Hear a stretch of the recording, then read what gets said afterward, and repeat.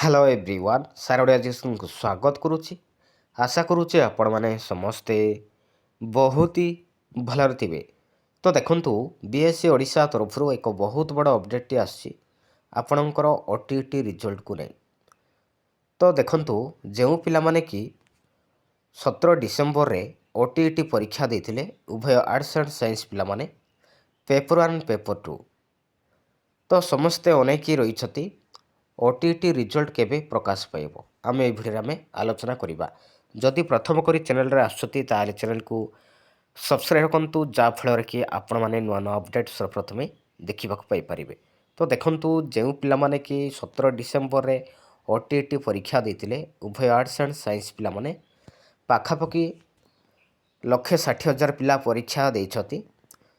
तो आपणकर OTT result December 20 तारिख रे प्रकाश पाइबार थिला, किंतु एपर्यंत कौन सी आपणकर वेबसाइट रे एपर्यंत कौन सी अपडेट आसी नहीं। तो आपणकर ओटीटी रिजल्ट केबे प्रकाश पाइब। तो देखंतु आपणकर ओटीटी रिजल्ट खूब शीघ्र प्रकाश पाइबा जाउची।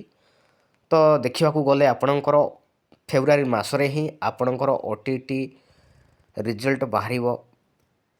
ता सहित आपणकर ओटीटी रिजल्ट पब्लिश होला परे तो आपणकर आगामी दिन में जूनियर टीचर मध्य देखा पारे। पाखापाखि 15,000 junior teacher primary and upper primary junior teacher मध्य देखा पारे। तो आपण मैंने एबठू ही लगी पड़तु पढ़ापढ़ी आरंभ कर दिंतु कहीं आउ अल्प दिन रहा आपणकर ओटीटी रिजल्ट पब्लिश होबार। ता सहित आप जूनियर टीचर मध्य आसिले तो 2 मास भितर ही आपणकर जूनियर टीचर मध्य एग्जाम हो। Thank you.